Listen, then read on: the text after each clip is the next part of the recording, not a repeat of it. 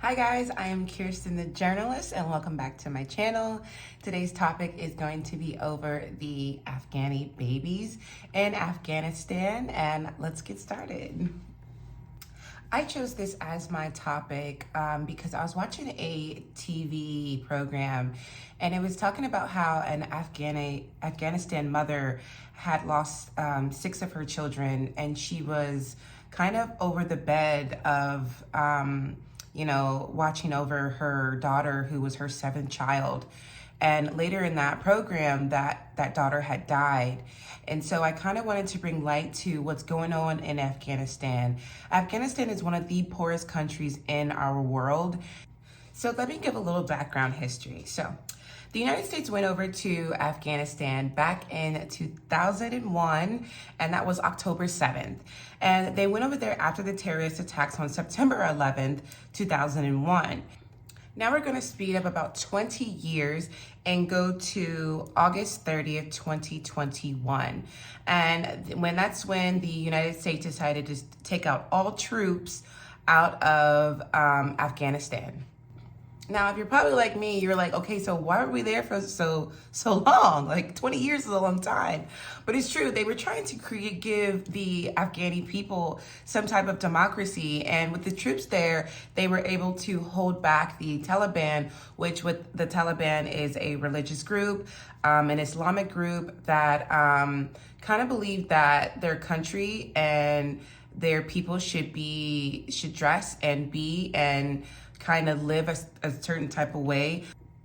But soon the people of America were like, okay, let's get out of there. It's taking so much money that we could be using in our own country to be over there. And, our troops, which are our brothers and our fathers and our uncles, are over there dying. And it's like, we're not really seeing why we're over there. Now, that's actually a really good question. So let's get into that question.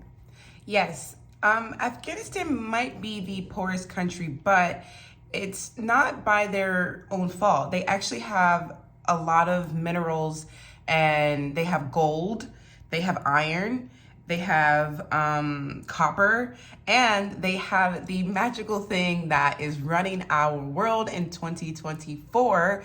They have lithium. Now, lithium is the component that's in batteries, that is in our cell phones, which I think almost every single person on earth has one, and our laptops. And now what's booming nowadays, which I think anyone who has control of a huge lithium mine or reserve of it, they're in control, because lithium's also in our electric cars, and the world is like projected to go like all electric in the coming years. So there's more reasons than one on why America was over there. Now, don't get me wrong. It's not just America that, is over in Afghanistan, but we were the ones with the, let's say, biggest reason to be over there, especially after 9/11.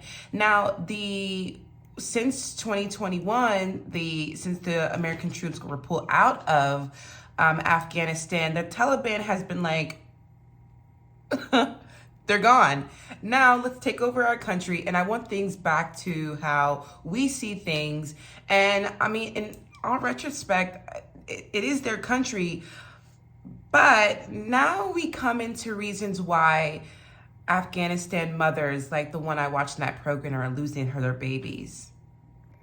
Now, although the United States and the EU, well, mostly the United States, have taken all their troops out of Afghanistan, they're still able to have some type of control.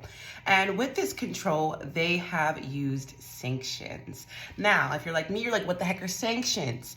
Sanction is a device when you don't want to get involved in a country, but you're like, but we still gonna get involved. Now, this involvement is kind of like economic war. It's like where we're gonna make it so hard for you to import and export anything. Anything you want to bring into your country, we're gonna make it hard. Anything you want to get out of your country, we're gonna make it even harder. And that's actually like the world that we live in, is the constant, pull and tug of economics. If nothing is going in and nothing is coming out, then the country isn't making any money. And the money that they do have is frozen in American banks. So what's happening? The Afghanistani people are starving to death. There's no food. The Afghan people relied a lot on farming, but if what they are able to farm isn't able to sell because no one has any money, then no one has any money.